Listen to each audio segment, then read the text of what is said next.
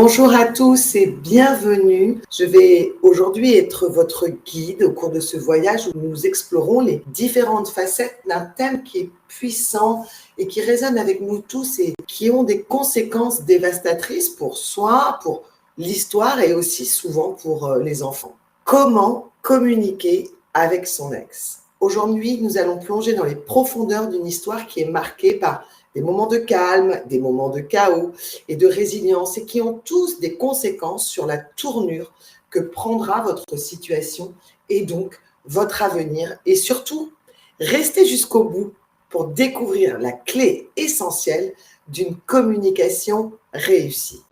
Je suis Sandrine Mercier, coach divorce professionnel et certifiée, auteure, conférencière et créatrice des Journées du divorce et de la séparation, un cycle de webinaires gratuits qui a lieu chaque année à la mi-mars. Je souhaite ici devenir votre voix inspirante, authentique et compatissante pour sortir des ennuis, de la douleur, reprendre le contrôle de votre vie et surtout guérir de votre divorce ou de votre séparation.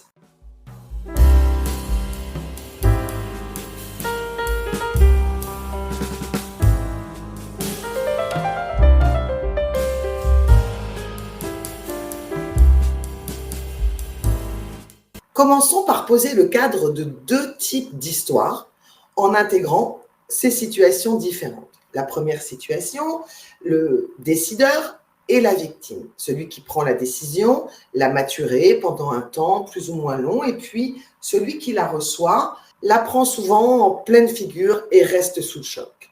La deuxième des situations, c'est ceux qui se parlent depuis quelque temps de difficultés dans leur relation et qui, un bon jour, vont réussir à s'asseoir l'un en face de l'autre et à décider que c'est le moment de se séparer.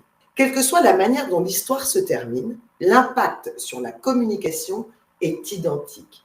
Chacun aura besoin d'un moment, d'un espace pour se reconstruire et apprendre à communiquer différemment. L'objectif ici, il est vraiment de vous donner tous les outils pour atteindre une communication sereine, même si certains d'entre vous expérimentent déjà le conflit. Rien n'est définitif. Il y a toujours un moyen de sortir de cet étau. Alors pourquoi faut-il impérativement, et je dis bien impérativement, apprendre à communiquer différemment? Si nous observons le cours classique du processus décisionnel autour du divorce, de la séparation ou de la rupture de Pax d'ailleurs, il y a plusieurs temps qui vont prendre une tournure plus ou moins complexe en fonction des nombreux facteurs, comme la manière dont la décision a été prise, les changements face aux habitudes de communication, la dynamique relationnelle entre les conjoints, les promesses aussi que l'on peut se faire sur le moment de l'annonce et qui seront difficiles à tenir dans le futur, la présence d'enfants, le niveau de stress et d'émotions impliquées ou encore les ressources de soutien que vous aurez mis à votre disposition. Si nous reprenons le cours de notre histoire, un peu avant l'annonce, les conjoints peuvent commencer à reconnaître les problèmes dans leur relation et ressentir le besoin de discuter de leur insatisfaction et de leurs préoccupations. La communication, à un moment, peut devenir plus tendue alors qu'il y aura des questions non résolues et que les émotions refoulées commenceront à émerger. Ici, c'est un moment important d'échange entre les partenaires pour savoir quelle tournure peut prendre la relation. C'est aussi une source de rancœur lorsque les engagements, les améliorations, les changements ne sont pas tenus. Parce qu'à mesure que les problèmes deviennent plus évidents, les conjoints peuvent entamer des discussions sur la possibilité du divorce. Ces conversations peuvent être chargées d'émotions, de stress, surtout si les conjoints n'explorent pas les options et les implications de la séparation. Et je veux ici parler plutôt de l'après et de ses conséquences, les conséquences du divorce et de la séparation. Et il faut envisager que certains ne suivront pas cette étape aussi de discussion passant directement à l'annonce de la séparation. J'ai en exemple une femme qui présente la situation en me disant que ça fait déjà plusieurs mois qu'ils se parlent pour essayer de trouver des solutions dans leur couple. Et puis, le jour de la Saint-Valentin, le monsieur réserve le restaurant et chacun, au même moment, juste après être assis, se disent « j'ai quelque chose à te dire ». Un silence qui commence, qui répond. Et elle lui dit « vas-y toi, commence », juste très contente que pour une fois, ils prennent l'initiative de la conversation. Alors qu'elle, elle avait préparé ce moment, elle avait préparer tout un tas d'éléments pour continuer à reconstruire son couple, à trouver d'autres options, d'autres modes d'organisation, d'autres fonctionnements, il lui annonce de but en blanc qu'il a décidé de divorcer. C'est vous dire comment chacun peut évoluer de son côté et que parfois, nous ne sommes pas dans la même perspective. Et c'est ce moment de l'annonce du divorce, de la séparation, qui est le point de départ de cette communication complexe. Parce que les conjoints sont confrontés à une tonne de décisions à prendre basées sur les habitudes du passé, les ressentiments des derniers temps ou encore sur l'absence de communication ou de mauvaise communication influencée par cette charge émotionnelle. Un divorce, une séparation, une rupture de Pacs, c'est un traumatisme. C'est là d'ailleurs deuxième cause de traumatisme après le deuil. Donc, il est essentiel de mettre en place très rapidement un nouveau mode de communication parce que ça va permettre de réduire les tensions et les conflits. C'est cette communication, absence ou mauvaise communication, qui est la source des tensions et des conflits dans la relation qui est en train de se terminer. C'est elle qui va envenimer les peurs et l'état émotionnel. En apprenant à communiquer de manière différente, les ex-conjoints peuvent éviter d'aggraver les conflits et créer un environnement paisible pour eux-mêmes et, le cas échéant, pour les enfants. Mais c'est aussi faciliter la résolution des problèmes. C'est évident qu'une communication constructive permettra à chacun de mieux résoudre ses problèmes et de trouver des solutions mutuellement bénéfiques. L'autre raison, c'est de protéger les enfants, parce qu'ils sont souvent impliqués dans ces situations de divorce, ils sont touchés par le conflit entre leurs parents. Et en apprenant à communiquer de manière efficace, les parents peuvent réduire les effets néfastes du divorce, de la séparation, de la rupture de Pacs, sur leurs enfants et maintenir un environnement familial aussi stable que possible. Ça facilitera aussi la coparentalité. La communication sera efficace, sera essentielle pour prendre des décisions concernant les enfants. Et puis surtout, ça favorisera votre guérison. Améliorer votre communication va aider les ex-conjoints à mieux traverser les aléas de la séparation, à se reconstruire plus rapidement en naviguant mieux au travers des défis émotionnels associés au divorce. Alors, je vous entends me dire, mais c'est pas moi le problème. C'est pas moi qui communique mal, c'est pas moi qui communique de trop, c'est l'autre. Parce qu'il répond, ou l'inverse, il répond jamais à mes messages. Pourtant, il ou elle a bien lu le message envoyé sur WhatsApp. Ah, ce fameux WhatsApp. Et j'ai la preuve. Ne me répond pas parce que c'est l'éclate avec son nouveau partenaire. Il ou elle nous a effacé de sa vie. Elle ignore le bien-être. Il ou elle ignore le bien-être des enfants. Ou quand je lui dis telle chose, il ou elle me répond de manière agressive, colérique, formelle, avec des bonjour madame, des cordialement, un peu comme si toute notre vie était effacée et que nous n'avions jamais vécu ensemble. Je ne vais pas vous faire ici un catalogue exhaustif de toutes vos communications, absence de réponse ou mauvaise réponse. Parce qu'en général, votre attitude face à ces envois de messages, elle est liée à quoi? Elle est liée à vos habitudes de communication. Pendant des années, vous avez mis en place des schémas en fonction de vos besoins, de vos envies, de votre état émotionnel, plus simplement de votre quotidien, de votre organisation. Et puis, du jour au lendemain, ou en tous les cas de manière subite, vous devez impérativement changer ces habitudes. Si vous êtes la victime, que l'autre est parti vivre sa nouvelle vie, vous êtes sur le bord du chemin. Et si vous êtes le décideur, vous avez eu un temps d'avance dans votre maturation du processus et vous commencez à voguer vers votre nouvelle vie et vos nouvelles envies ne vous permettent pas de comprendre ou ne vous donnent pas l'envie de comprendre que votre ancien partenaire, il est dans le chaos et il ne se raccroche qu'à une seule chose, à la seule chose qu'ils connaissent, la relation. Il y a aussi un effet sur l'emballement de l'ego. Les cogitations jour et nuit sur les bases de votre ancienne vie sont dévastatrices. La seule solution que vous trouvez pour les calmer, c'est d'inventer des prétextes pour contacter votre ex et votre ex de se demander comment faire pour que vous cessiez. Le fait que vous restez scotché dans l'histoire pour les victimes, ces mécanismes qui se mettent en place à votre insu ne vous permettent pas d'analyser ce qui vous arrive et quelle autre solution vous pourriez mettre en place. Vous vous enfoncez un peu plus chaque jour dans l'histoire pour finir par vraiment vous engluer. Combien de personnes j'accompagne en séance qui, après des mois de séparation, arrivent encore à ne me parler que de l'autre? Ça ne doit pas arriver, ça. 3 premières semaines, ok. mais pas plus. Puis il y a un autre élément sur ce mode de communication et les difficultés de communication. C'est le poids de la solitude. Pendant des années, vous avez fonctionné en mode automatique. Vous vous êtes concentré sur le bien-être de la famille.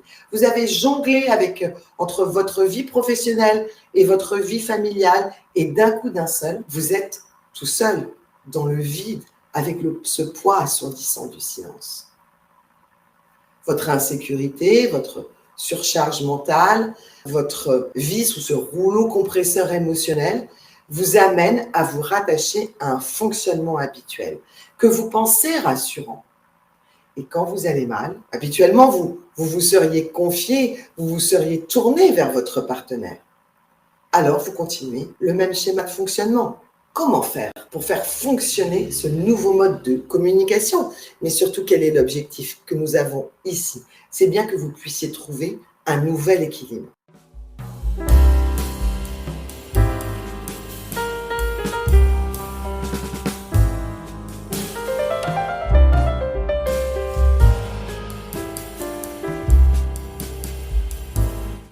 Alors, il faut assez tôt s'intéresser à la convention parentale ou au plan de coparentalité. Parce que tout ce qui concerne l'organisation de la vie des enfants pour les prochains temps, moi j'aime bien parler des 3 prochaines années, doit être établi et détaillé, y compris sur la manière de communiquer autour de la vie des enfants, de manière à ce que vous ne les preniez pas comme prétexte de contacter le coparent, ou pire encore, de prendre les enfants en otage de votre relation qui est en train de se terminer en leur demandant de passer des messages. Cette organisation de la coparentalité doit être installée dès les premiers temps de votre séparation. C'est une de vos priorités. Et si vous êtes déjà avancé dans votre séparation ou dans votre divorce ou votre rupture de Pacs et que cette convention parentale ou plan de coparentalité n'a pas été créé, c'est pas trop tard pour le mettre en place. Je ne connais aucune personne, aucun parent en capacité de refuser un plan qui va l'amener dans le sens de l'apaisement et de l'intérêt des enfants. Il faut ensuite que vous reconnaissiez les schémas de communication passés et présents. Faites une analyse des moments de la journée ou de la semaine passée où votre ex-partenaire est le plus apte à communiquer. Évitez les communications tardives. Est-ce que, passé une certaine heure, vous oseriez déranger un ami? Est-ce que vous l'appelleriez sans cas d'urgence en plein milieu de sa journée de travail? Je ne crois pas. Et cette règle d'éducation que vous avez vis-à-vis de votre ami, essayez de l'appliquer à cette nouvelle relation que vous êtes en train de construire avec votre ex-partenaire. Si votre ex-partenaire vous contacte à ces heures tardives, envoyez-lui un message pour le prévenir qu'il est trop tard, que ce n'est pas une urgence. Et surtout, rassurez-le par un élément extrêmement factuel. Dites-lui à quel moment vous allez lui répondre. Parce qu'en général, si nous sommes entre nous tout à fait honnêtes, ces messages intempestifs, ces prétextes de communication, ils se mettent plutôt en place le soir, les week-ends, à des moments où la solitude enclenche ces émotions désagréables. Une fois que vous analysez les meilleurs moments, interrogez-vous aussi sur la manière dont vous aviez l'habitude de communiquer et comment il serait souhaitable de s'y prendre maintenant.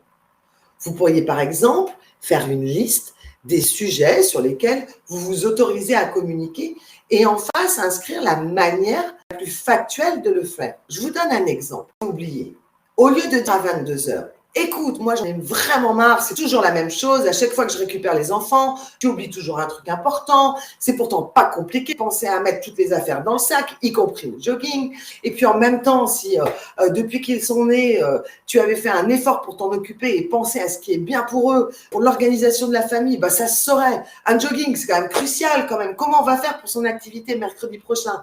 Comment un parent, un tant soit peu attentif, peut avoir un tel oubli? Etc., etc., etc. Voyez l'implication de mettre votre colère dans ce message au sujet d'un jogging. Envoyez plutôt un message le lendemain matin à 8 heures en disant « Bonjour, le jogging est resté chez toi. Merci de me dire quand tu peux me le rapporter avant le cours de sport. Bonne journée. » Vous voyez, le message, il est bref, il est envoyé à la bonne heure, il est extrêmement factuel. Bien sûr que ces oublis sont pénibles, mais ils n'ont pas lieu de devenir la source de conflit. Et si le jogging est constamment oublié, peut-être qu'il faut aussi penser à réorganiser la garde-robe différemment. Donc, choisissez le meilleur moment pour l'autre et restez le plus factuel possible. Ne vous empressez pas non plus à répondre aux messages parce que, en général, la colère ou les autres ressentiments ne sont jamais de bons conseils. Laissez retomber le soufflet, si je peux m'exprimer ainsi, avant d'adresser une réponse qui ne fera qu'envenimer la situation. Vous avez aussi le temps, prenant ce recul, peut-être d'interroger votre équipe gagnante, personnelle ou pro, pour savoir comment répondre à ce genre de message. Vous retrouverez partout sur mes réseaux, sur mes sites internet, en quoi consiste cette équipe gagnante, mais je crois que notamment dans les débuts, de prendre attache auprès de bons conseils peut être une action intéressante pour désamorcer ces émotions et pouvoir répondre de la manière la plus factuelle possible. De la même manière que vous avez analysé les modes de communication au début de votre relation. Pendant la relation, vous saviez quand est-ce que vous contactez l'autre, sur quel sujet. Vous devez réfléchir à la bonne manière de communiquer à cette étape. Oubliez le passé commun. Aujourd'hui, vous êtes en solo. Quel est le meilleur support pour communiquer? Pas pour vous, mais pour l'intérêt de la réussite de la communication. Quel est le meilleur support pour l'autre? Rappelez-vous aussi, quel est l'enjeu? Votre relation est en train de se terminer ou est terminée. Et l'enjeu, il est vraiment de la quitter, de retrouver un apaisement émotionnel, de construire un projet de vie, de vous mettre en marche de votre nouvelle identité, de pouvoir tourner cette page et avancer vers une vie épanouissante. Ce n'est pas en gardant du lien, en rebondissant sur chaque message ou en cherchant des prétextes de communication que vous pourrez l'atteindre. Ou alors, ça risque d'être à un prix très élevé d'épuisement. Ce qui m'amène à vous donner la clé d'une nouvelle communication réussie et d'un avenir apaisé et serein.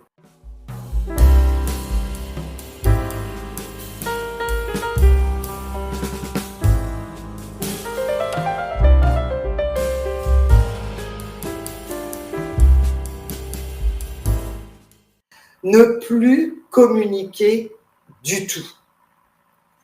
Je vous entends procéder au cri en me disant « mais c'est impossible !» Oui, c'est difficile, mais c'est possible. Si vous avez organisé la coparentalité, si vous êtes au clair sur les endroits où vous allez vivre, si vous avez aussi coupé les ponts de ces bons dieux de réseaux sociaux, vous mettez en place un plan de communication pour prendre soin de vous et reconstruire au lieu de rester câblé sur l'autre. Je vous donne un exemple d'une cliente que j'ai accompagnée il n'y a pas très longtemps qui a quitté son partenaire. Elle ne me parlait pas trop de sa communication, mais je pouvais comprendre par les informations que je recevais qu'elle était quand même maintenue. Un jour, elle me dit « Vous avez raison, il faut que je cesse de l'appeler, et d'accepter de ne plus du tout le voir et de ne plus du tout lui parler. En fait, j'ai pensé, me dit-elle, que ça l'aiderait à faire une rupture en douceur. Mais en fait, ça ne fait qu'alimenter les faux espoirs qu'on se remette ensemble. Et c'est exactement cela. Ne plus communiquer que dans des situations d'urgence est essentiel pour se concentrer sur sa reconstruction, la sienne et celle de son partenaire. La non-communication est essentielle pour l'ensemble de la famille.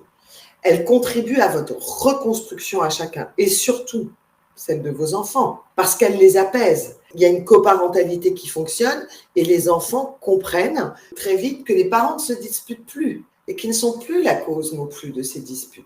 C'est aussi instaurer une communication qui fonctionnera pour l'avenir. Lorsque l'on parle de non-communication, vous pensez immédiatement à un lien qui se rompt dans l'instant, de communiquer à plus du tout. En fait, il s'agit seulement d'une pause pour vous permettre à chacun de se réinstaller dans sa nouvelle vie, de calmer ses émotions. Et cette phase, elle peut être que temporaire, mais elle est essentielle. Alors bien sûr, pour y parvenir à cette zéro communication, il faut mettre des actions en place. C'est tout ce dont on se parle régulièrement et que vous retrouvez dans les articles de blog ou dans mes autres podcasts ou dans mon livre Guérir de son divorce ou de sa séparation, où j'y consacre plusieurs chapitres pratiques de conseils et d'idées que vous pouvez vous approprier comme un nouveau mode de fonctionnement.